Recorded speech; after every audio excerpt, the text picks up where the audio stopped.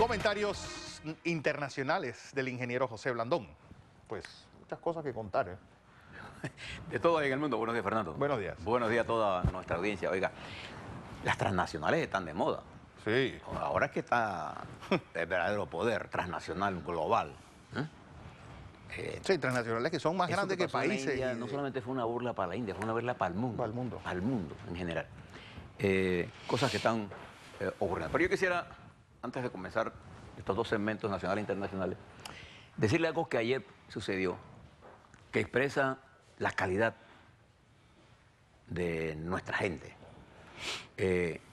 Con el percance que tuvo el deportista, nuestro Negrito Quintero. Nuestro futbolista Alberto Negrito Quintero, allá en Noruega, donde va a quedar fuera del Mundial, un muchacho que puso alma y corazón en la cancha. A mí me maravilló, me llegó al corazón la reacción de sus compañeros en los Twitter que estaban mandando. Hombres curtidos en la cancha. Desde el principio, en su vida, vienen del barrio, de una firme y duro, escribiendo palabras tan tiernas a un compañero herido. Eso nos debe llevar a nosotros de satisfacción, de ver esa calidad humana que esos muchachos reflejaron en ese muchacho que es el equipo. Porque cuando uno trabaja en equipo, uno es parte de un todo. Así se forman las naciones. Cuando las naciones tienen una lucha común, sale esa grandeza. Pero cuando las naciones están en manos de gente con criterio muy individualista, sale todo lo perverso, el leviatán. Pero ayer y después Quintero manda un tuit que es un ejemplo.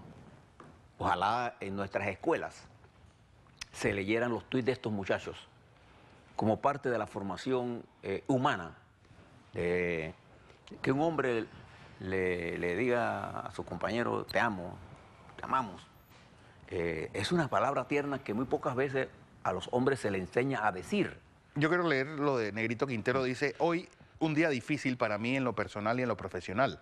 Las veces que me he caído me he vuelto a levantar y esta vez no será la excepción. Es muy difícil, muy duro. No tengo palabras para describirlo, pero sé que no será imposible. Dios pone en nuestro camino pruebas para superarlas y no darnos por vencidos, para seguir creyendo y confiando en Él.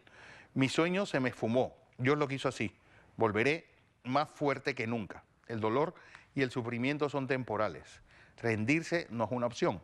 Gracias, Panamá, por toda su solidaridad. Llevo en mi corazón cada muestra de apoyo. Esto no termina aquí. Atentamente, Negritain 19, agradecido con Dios, en victoria y bendecido. Bueno, lo que él está diciendo así filosóficamente es la filosofía, es la posición de los estoicos. Dolor, jamás me harás confesar que eres un mal. Los saludo a los muchachos, saludo a ese espíritu humano y tierno en los momentos difíciles. Así es que se forma y se forja el acero de la mente de los hombres y mujeres. Oiga, pero además de eso también, ayer nuestro compatriota Alonso Edwards, allá en Cochabamba, récord de 10.1. Sí, 10.01, creo que hizo el récord sudamericano y nos dio medalla de oro. Bueno, varias, porque Carolina Cartens logra medalla de plata y Atina Byron en boxeo logra medalla de oro. Así que un pleno al 15 casi en nuestro deporte. Entre lo bueno y todos estamos preparados para lo que viene. Faltan, ¿qué? 7 días, la próxima semana arranca el Mundial. Y 7 días, exactamente, en una semana. Sí. Estaremos nosotros comiendo fútbol, desayunando embebido fútbol en esto. Y cenando Por eso me fútbol. gustó esto que pasó. Ojalá que los maestros y profesores lean a los muchachos nuestros estos tweets que se dieron entre nuestra selección. Así como ellos los admiramos, también tenemos que admirar una fase nueva de ellos, ese factor humano que señalaba Graham Greene y que tiene una novela que se llama así, El factor humano. Bueno, al mundo internacional, vamos a lo que venimos. Les decía que mañana arranca la reunión del G7, pero fíjense en qué momento arranca. La canciller de Alemania, en su comparecencia ante el Congreso de su país, hace una dura crítica a los Estados Unidos y llama a Europa a la unidad frente a las decisiones de los Estados Unidos. Dice ella, Merkel, en un cable de la EFE, que Europa debe reaccionar con firmeza y que debe buscar caminos para mejores entendimientos con China, con Rusia, pero que sobre todo no debe permitir que las reglas del juego, del comercio internacional, sean evadidas por los Estados Unidos. Fíjense lo que espera de la reunión del viernes. ¿Y por qué eso es importante? Porque se está discutiendo el problema del comercio. Y eso tiene que ver con nosotros, con Panamá. Porque nosotros transportamos el 5% del comercio mundial. Y lo que suceda en esta nueva correlación de fuerzas, nosotros tenemos que tener atención. Y yo soy de los que pienso que nuestra nación debe concentrar su estrategia de comercio en Europa y en Estados Unidos. Rusia y China y la India como parte importante de nuestro canal, pero nuestros aliados estratégicos están definidos por el camino histórico que hemos llevado. Así que préstemos la atención. Nosotros les vamos a dar informe la próxima semana porque la reunión comienza el viernes, termina el sábado. Y de allí el presidente de los Estados Unidos, que ya confirmó que va, por lo menos hasta anoche. Hasta ayer. Y que tiene reuniones con el presidente de Francia y con Trudeau, donde la reunión va a ser tos, ya no va a ser aquello agarradito de mano que había en la Casa Blanca. Bueno, va a ser una reunión de 6 contra 1. Ahí el presidente el 12 estará viajando 2 días antes de que arranque el Mundial. Ahora todo tiene que ser antes y después del Mundial. Después del Mundial. Esto estará yendo a Singapur, a una islita, Fernando, que se llama Sentosa. Singapur es un conjunto de islas. Sentosa es una de esas islas de 500 hectáreas, una pequeña islita ahí. Sí, se llama la isla tras la muerte, así que se conocía, porque los piratas cuando llegaban ahí, todo el que llegaban ahí lo mataban. Lo mataban. Y los japoneses utilizaron esa isla para asesinar a la población china de Singapur. Acuérdense, la invasión japonesa a esa área, a Singapur, más arriba a Manila, toda esa área por ahí. Malasia. Más el tigre de Malasia, el general Yamashita, lo terminaron matando por eso que estás contando. Filipinas. Fue brutal la invasión japonesa. Bueno, allí usaban esa islita para en los acantilados tirar a todos los que mataban, que lo tiraban por ahí y lo echaban al mar. Bueno, en ese, que ahora es una belleza. Usted va a esa isla, a mí me ha tocado la oportunidad de conocer a Singapur y esa isla. Los resorts son una belleza bueno, hay resorts que cuesta $7,000 a la noche. Bueno, Trump estará en uno de ellos y el señor Kim Jong-un estará en otro. Alguien se preguntaba quién va a pagar eso. Eso lo va a pagar el gobierno de Filipinas, eso no. De Singapur. De Singapur. Singapur no tienen ese tipo de problemas. Pero es un lugar maravilloso frente al mar. Es como cuando usted ve Panamá desde la cinta costera 3. Estas bellezas que tenemos los países que estamos frente al mar.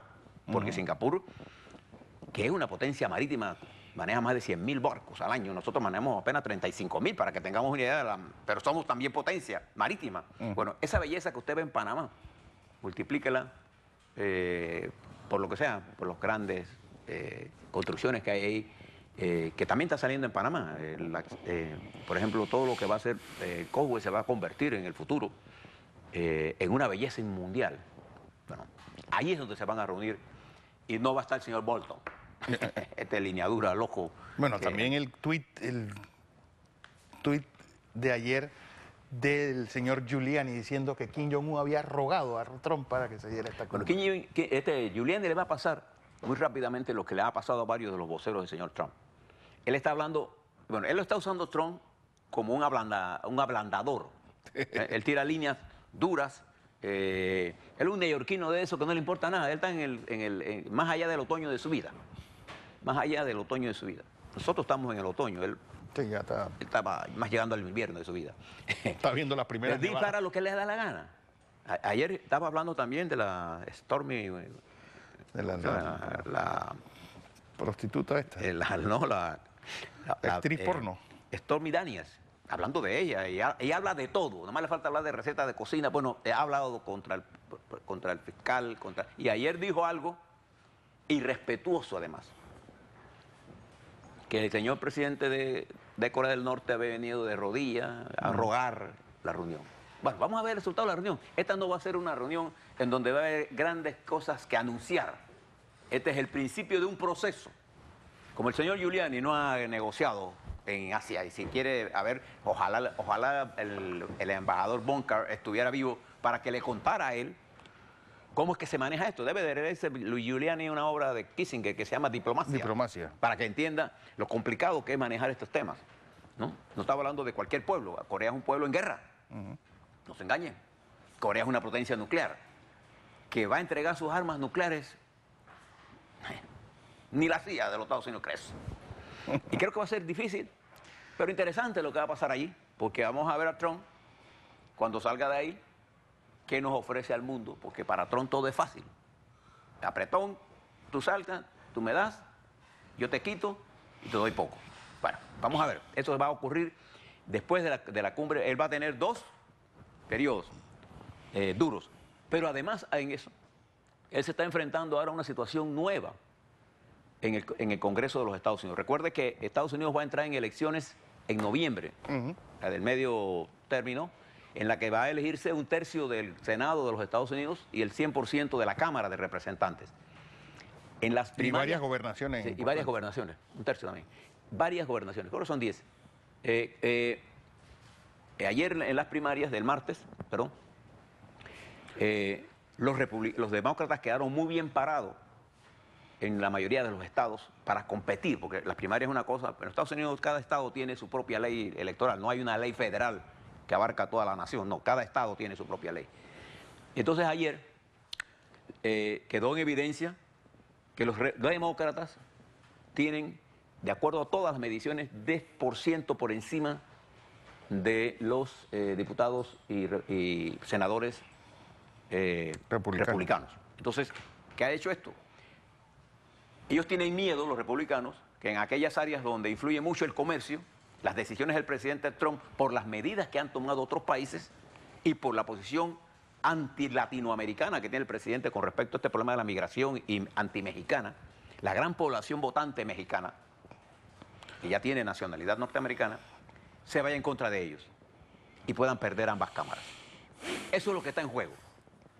Y fíjense cómo reaccionó México frente a las fuertes presiones del presidente de los Estados Unidos, que el presidente Putin esta mañana calificó, bueno, esta mañana es la mañana de nosotros, el mediodía de ellos allá, calificó de sanciones de los Estados Unidos para México los aranceles al acero. México ya puso un conjunto de medidas que tienen aranceles por $3.000 millones a productos norteamericanos. Y ha empujado la candidatura de López Obrador en una forma importante. O sea, los republicanos ahora comienzan a sentirse, hablo de los republicanos que están en la Cámara. El partido. En el partido. Porque la mayoría del pueblo norteamericano considera que las acciones económicas del presidente Trump son buenas. ¿Por qué? Porque los Estados Unidos tienen una baja tasa de desempleo, apenas 3.8%, el desempleo más bajo de los últimos 50 años. Entonces, los éxitos de Trump no se reflejan electoralmente en el Partido Republicano. Y esto le presenta un tercer problema que el presidente. Y el cuarto problema que tiene es este problema legal, ¿no? A la que Giuliani ayuda todos los días a enredar. En España se produce una cosa inédita en la vida de ese país y creo que en el mundo. Es la primera vez que un gobierno tiene ministros, mujeres, en mayoría. De los 17 ministerios que hay en España ahora, que le añadió 3 o más, 11 son mujeres y 6 son hombres. Sí, jugando para la grada. Está apostando a la igualdad. Apostando, es una apuesta. Y dejó a su jefe, a Serrano, que es su jefa de Relaciones Públicas, la dejó allá en el cuartel de Ferraz. Y se llevó un periodista nuevo como su secretario de comunicación, pero periodista de alto nivel de comunicación.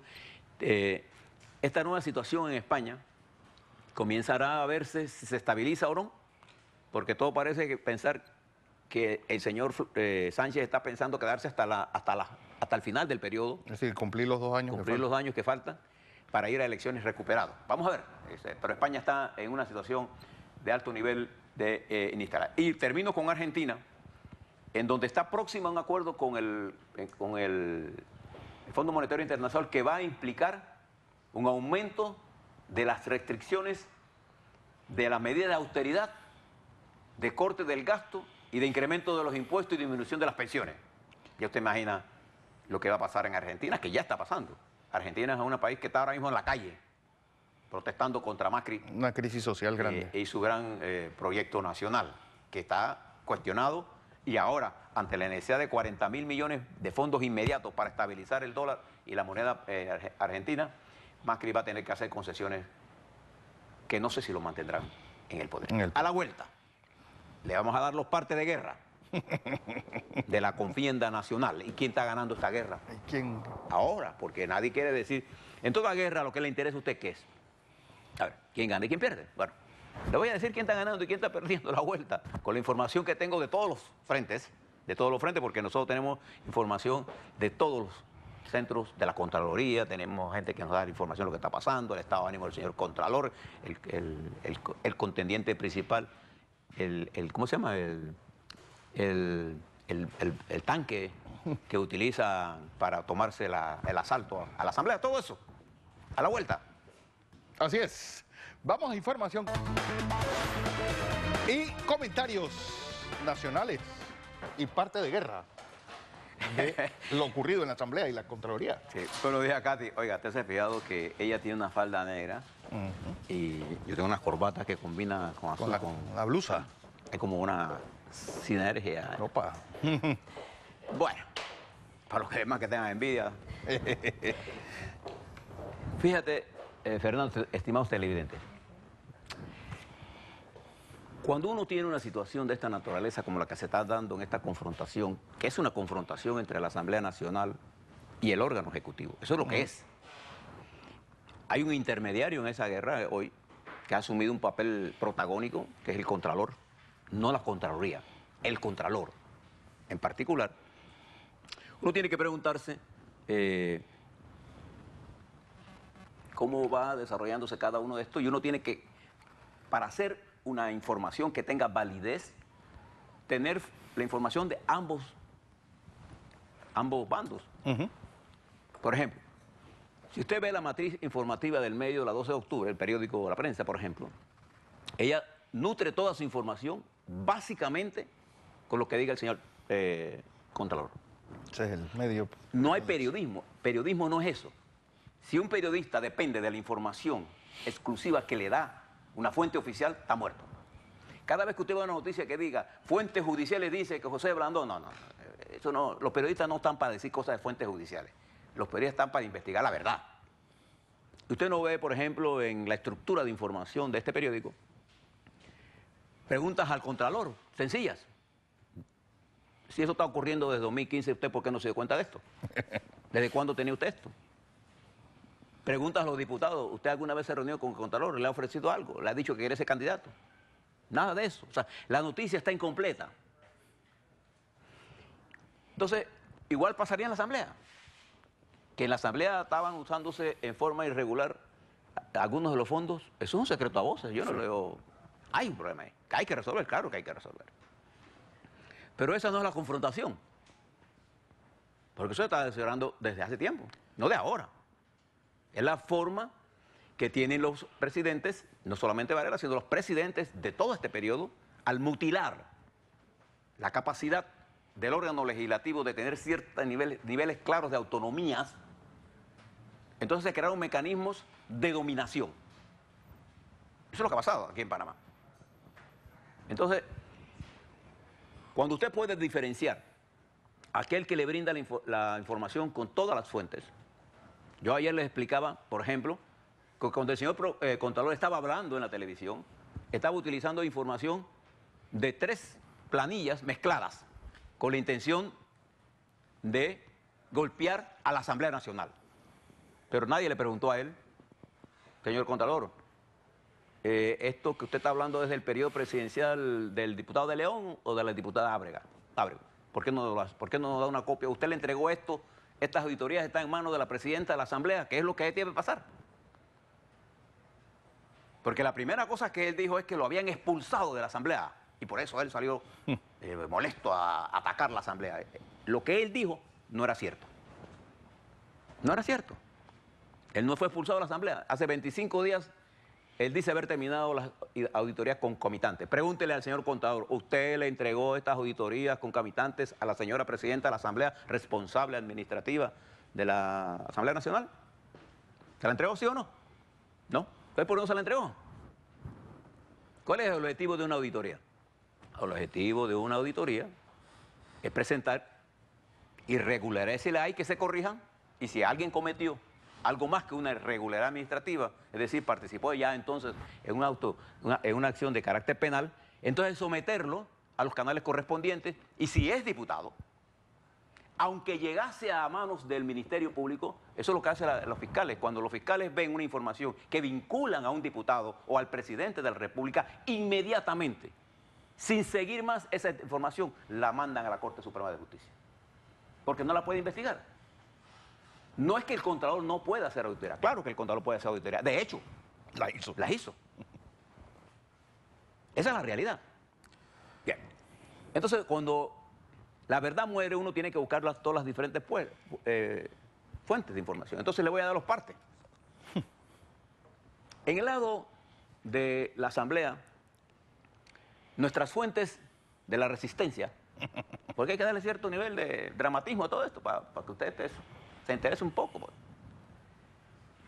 La resistencia nos informa que en las dos reuniones que se estuvieron, tanto de la bancada del PRD como la bancada de Cambio Democrático en el día de ayer, se consolidó un frente para respaldar a Yanibel Abreu como candidata a la presidencia.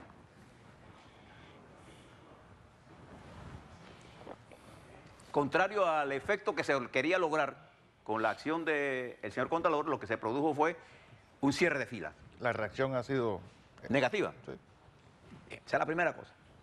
También nos informan la fuente que van a haber denuncias, están en proceso de preparación, denuncias contra el Contralor General. Es la segunda fase de la resistencia.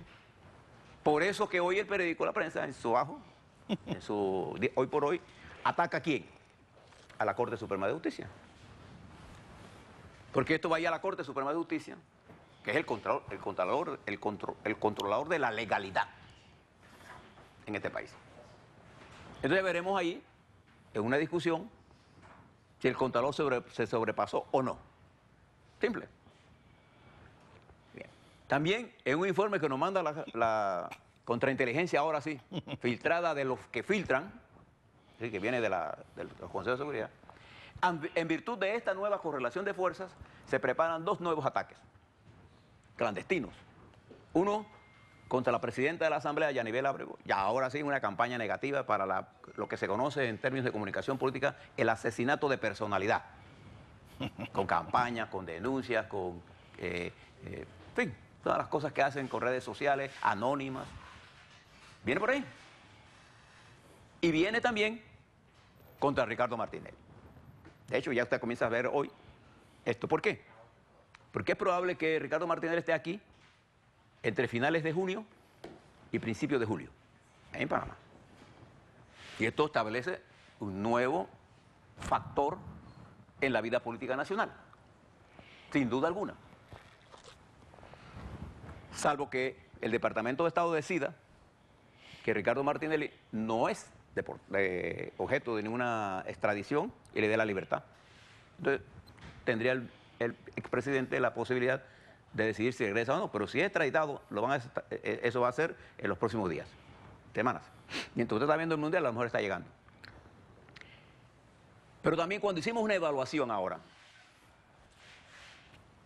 con la resistencia, de cómo se habían comportado los medios de comunicación, nos dimos cuenta, por información cuantitativa, es decir, cuando usted ve las noticias positivas, los tweets, la confrontación, busca las redes sociales, usted hace una estadística, se da cuenta que la guerra mediática la está perdiendo el Contralor.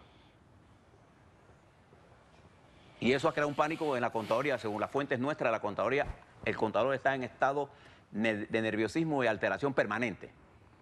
Es el estrés de la guerra. Porque los que no están acostumbrados a la guerra siempre se estresan. A mí la política no me produce ningún estrés, porque estoy acostumbrado a la política. Pero hay gente que no está acostumbrada a esto, sobre todo cuando tú vienes de fuentes de poder económico, donde tú eres intocable. Bueno, el Contralor ahora se ha vuelto tocable. O sea, su primer error cuando uno mete esta guerra, uno se debe preguntar si yo quiero ser tocable. Entonces el Contralor ahora es objeto de ataques permanentes de un 50% del electorado partidario, para que sepamos con qué estamos hablando. Y entonces, ¿a qué ocurre entonces? Ya usted ve entonces ahora la materia de comunicación de la prensa. ¿A qué recurre entonces? A los organismos de la sociedad civil. Porque esta es una guerra política. Esta no es una guerra entre el Contralor y la Cámara de Comercio, entre el Contralor y la CAPAC. No, esta es una guerra entre el Contralor y el partido PRD y el Partido Cambio Democrático. Una guerra política. ¿A quién tiene usted que preguntarle qué piensa? A los políticos. Entonces, perdió la guerra mediática. ¿Por qué? Porque nadie le cree al Contralor lo que está diciendo, que él ahora es que se dio cuenta de eso. Pero señor, si usted preparó el reglamento para las donaciones y usted mismo cuando se dio cuenta que eso estalló, reculó, perdón, le usa la palabra, y presentó una demanda de un acto que usted mismo inició. Entonces la gente no es pendeja. Ellos saben que es una guerra y entonces deja acá, ellos son blancos, ellos se entienden y dejan que ellos terminen eso. Pero la mayoría del electorado que responde no le cree al Contralor. Porque no tiene por qué creerle. Porque además no es tonto. Hay gente que cree que los demás son tontos. Porque yo digo una cosa, usted lo va a creer. No, usted lo que dice, ¿qué está diciendo Blandón este? A ver, comienza usted a preguntarse. Y es para eso que nosotros preparamos este programa para usted en esta empresa. Para que usted tenga todas las informaciones para que tome su decisión. No para que piense como yo. No, a mí no me interesa que usted piense como yo, a mí me interesa que usted piense. Deje de opinar y piense. Porque el pensar lo lleva a buscar la verdad. Y es la búsqueda de la verdad lo que le hace a usted libre. No es estar emitiendo opiniones trilladas. Por ejemplo, quítele a todo el que le diga fuentes informativas del gobierno. No, los periodistas no están para hacer eso. Eso no es periodismo. Los verdaderos periodistas están para confrontar la información de A con B y sacar un C para informarle a usted.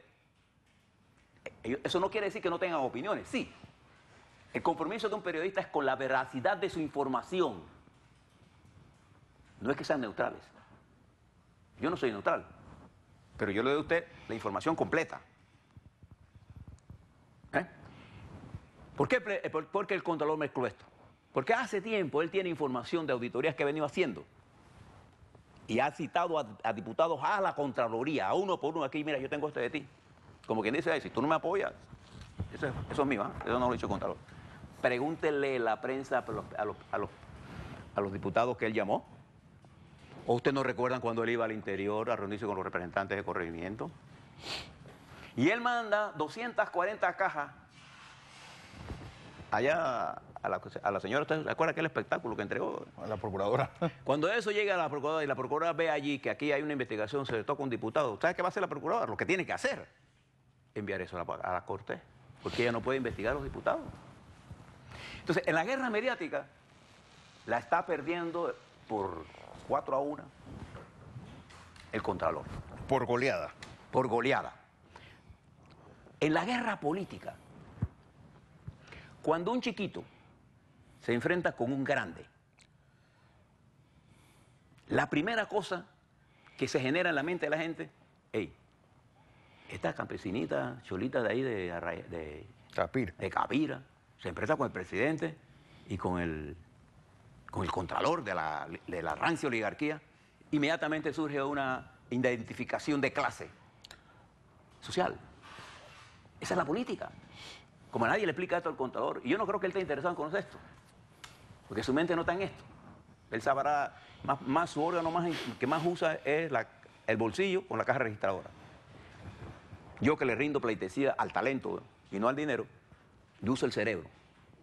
En la guerra entonces, fue estas cholitas que subestimaron, que los enfrentó, y ahora, independientemente de los resultados de la gestión administrativa, el liderazgo político, que tiene que ver mucho con la valentía, factores subjetivos, ha hecho y ha rankeado más allá a nivel Ábrego, ¿o no?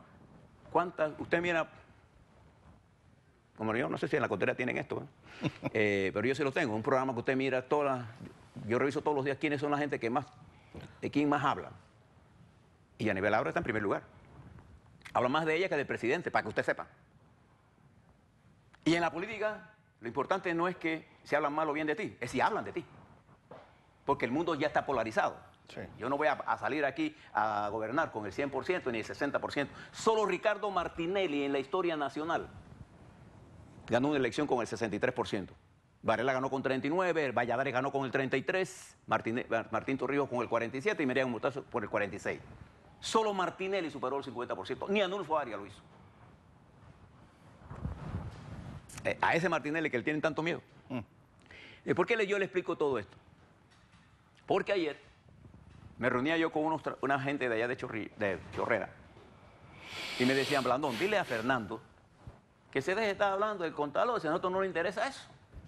Dile que venga acá con NEC, porque nos interesa aquí el problema del agua, el problema de la luz, el problema... Porque el electorado no está enchufado en la lucha contra la corrupción, porque la lucha contra la corrupción, como se la están presentando a ellos, no es lo que les interesa.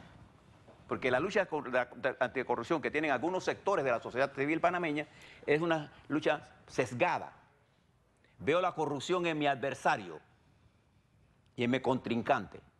Veo la corrupción y ataco a Vázquez para liquidarlo y quito la competencia. Es una lucha económica.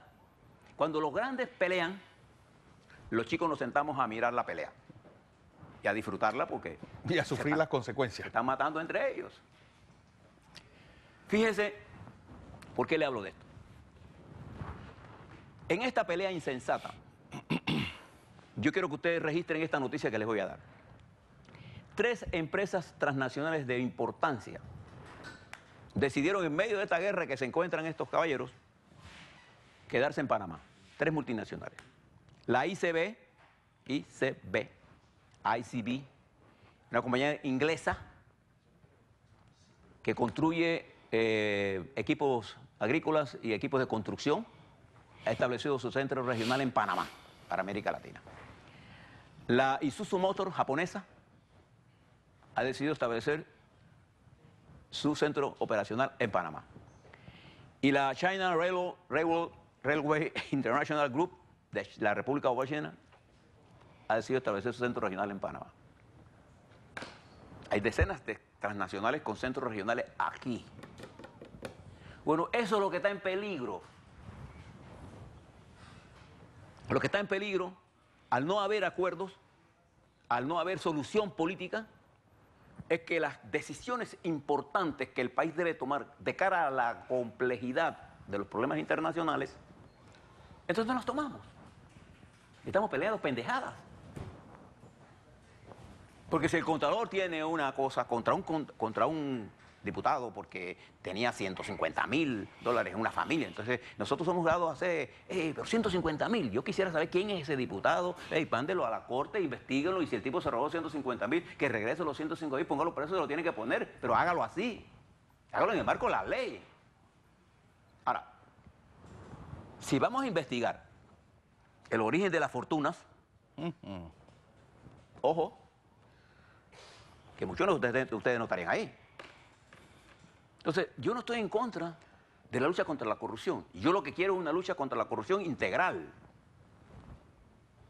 Integral.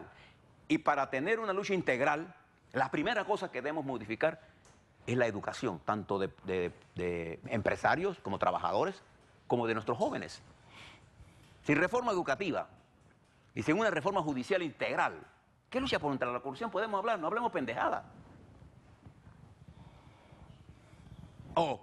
Usted no se ha visto la gran estafa que le están haciendo a este pueblo con el costo de las medicinas. A ver, por favor.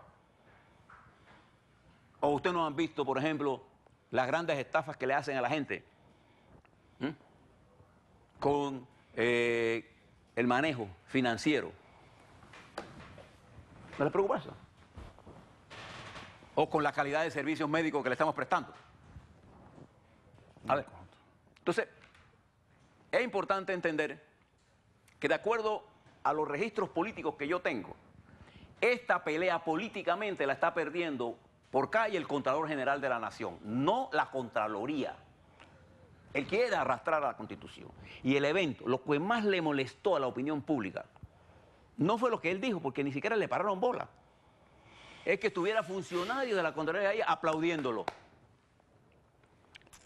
Lo que llegó el zar Nicolás, Stalin, no sé quién. Eso es típico de los partidos de izquierda, porque mucha gente que está del lado del contador vienen de las filas del PRD. Bueno, la subcontralora y el secretario. No se engañen. Entonces, cuando tú ves aplaudiendo a tu jefe porque está haciendo tonterías, yo no veo a los auditores ahí. Yo espero que no te verán ahí. Nosotros tenemos un gran respeto por los funcionarios de la Contraloría, porque históricamente han sido parte del equipo profesional más preparado que tiene el país, igual que en el MEF. Sí.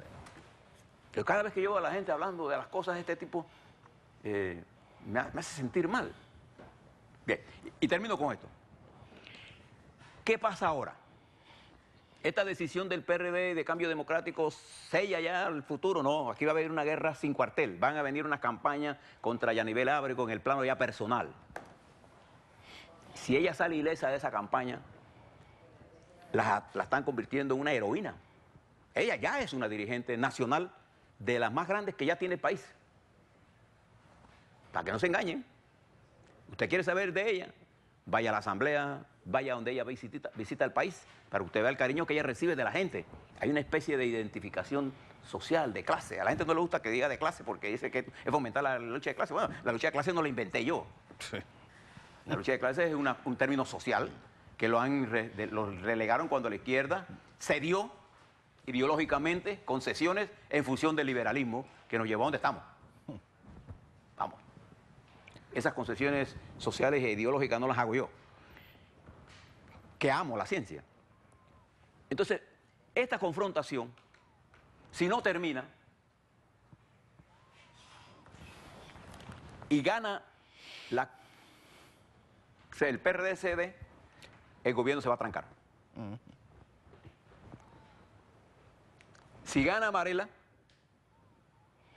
va a ser legal, pero no tiene la confidencia del país. Entonces, fíjese lo que le voy a decir. ¿Qué cosa más tonta? Si yo tengo que hacer reformas importantes en el sector financiero y quiero dar una imagen internacional fuerte, ¿qué sería más prudente para Panamá? Que la Asamblea, en manos de una oposición al gobierno, apruebe las reformas, tiene mayor validez y mayor legitimidad que una asamblea comprada. Miren lo que le estoy diciendo. Pero a cambio de eso yo le tengo que garantizar a la oposición el cese de este acoso a un órgano del Estado y tengo que garantizarle a la oposición que las elecciones se van a desarrollar en el ámbito del respeto a la ley y la independencia del Tribunal Electoral. Eso es todo lo que tenemos que hacer. Y ahí salimos ganando todo. Si gana el panameñismo, bueno, ganó el panameñismo. Si gana el PRD, ganó el PRD. Si gana el que sea que gane, el Cambio Democrático o un independiente, quien sea. Pero nosotros tenemos que resolver un problema urgente, que es lo que el mundo nos está pidiendo en el momento en que el mundo está en una confrontación que aumenta día por día. Y todavía tenemos la confianza del sector internacional, sector privado internacional, que sigue viniendo al país. Y por ahí escuché a Chapman, leí, no sé cuál de los Chapman porque no leí la noticia. Guillermo. Felipe. Felipe Chapman decir que era incorrecto que el gobierno pida una dispensa. Chapman sabe perfectamente bien que el gobierno panameño siempre ha tenido un déficit corriente más alto que el que reporta. Por supuesto. Se lo sabe. Vamos a tratar de... Pero como queremos meterle candela a todos, hasta los que saben compran y venden mentiras. El gobierno necesita, y lo sabe Pérez Valladares también, con claridad. Porque incluso en una conversación que yo tenía con su padre, con el padre Felipe, Guillermo, estas restricciones que ponen los organismos internacionales para que nuestros países tengan una restricción en el gasto corriente es para garantizarse el pago. Pero el endeudamiento es una forma que tienen los países para desarrollarse. Pero fíjense, cuando ellos nos critican a nosotros, no le dicen, por ejemplo, los Estados Unidos, La deuda de los Estados Unidos representa el 100% de su PIB. La deuda de nosotros representa el 39% de nuestro PIB.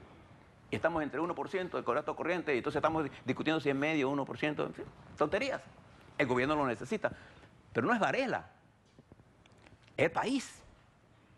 Entonces, como hemos perdido la objetividad, cada cual quiere remar, porque estamos en medio de una guerra económica. Pero políticamente estamos radicalizando el país. Si el gobierno y no llegan a acuerdos, nosotros le estaremos contando aquí, con más objetividad que los demás. Lo que ocurra, mañana le voy a dar tercer parte. Yo les dije que iba a haber las 2 reuniones, no lo sabía la prensa, nosotros sí lo sabíamos los tratados, sabemos lo que está pasando, sabemos el estado de ánimo en la Contraloría. En la Contraloría, todos los funcionarios de la Contraloría están pendientes del Contralor. Si entra así, si está bravo, si grita, si no grita, todos lo sabemos. Igual que con lo que pasa en el Consejo de Seguridad.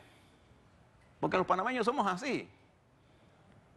Fernando, yo te voy a dar un secreto, no se lo digas a nadie. ¿Qué hace Fernando? Llama al otro y le dice, ¿sabes lo que me dijo Blandón? Somos así. Ojalá sigamos así. Bien, los dejo con todas estas reflexiones para decirles que mañana hay una reunión importante, ¿eh? En Canadá. Arranca el G5, el G6+1. Arranca todas las discusiones del BRICS. Todos ellos son, ¿qué cosa? Clientes nuestros del canal. Por eso es que usted tiene que prestarle atención a eso, y por eso le agradecemos la atención que usted nos brinda. Y le pedimos a todos los periodistas de este país que volvamos a ser periodistas. Es decir, busquemos la verdad. Pues quiero dejarlos con esta imagen